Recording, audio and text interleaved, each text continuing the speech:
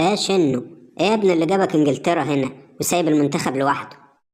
والله يا مو يا اخويا انا جاي اتعالج. مش انا اتصبت في الماتش بتاع الراس الاخضر؟ لا حول الله يا رب. هي ايه حكايه الاصابات اللي بتحصل لنا دي؟ احنا شكلنا اتحسدنا.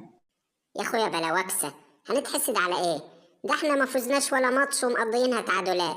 ده حتى انت ما جبتش جون زي الناس في البطوله دي. جرايه شنو؟ ما تحترم نفسك. ما انت شايل نص دستة اجوان. ده انت لو كنت كملت البطوله كنت هتكمل الطقم. وبعدين احترم نفسك وانت بتتكلم مع فخر العرب. فخر العرب؟ قصدك فخر الهرب. ما تخلينيش بقى اقعد افتح في مواضيع بقى واصابه وتمثيل وكل الكلام اللي حصل ده. ماشي يا ابو ستة. المهم، مين اللي هيقف مكانك في الجون في الماتشات اللي جايه؟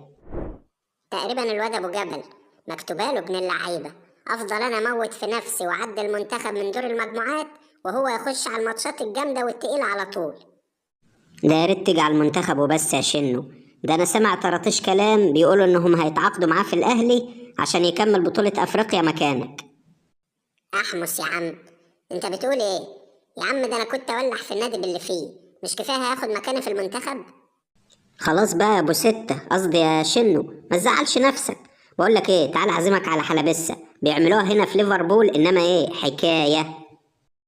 يا عم روح اتنيل، بدل ما تقول لي تعالى اغديك ولا تعالى اجيب لك سندوتشات تقول لي حلبسه. وبعدين الجلابيه اللي انت لابسها دي؟ اصل الصراحة انا بحب ارحرح في الجلابية كده، وبطلع كده اقعد على القهوة بتاعت ليفربول واكيف نفسي شوية يعني.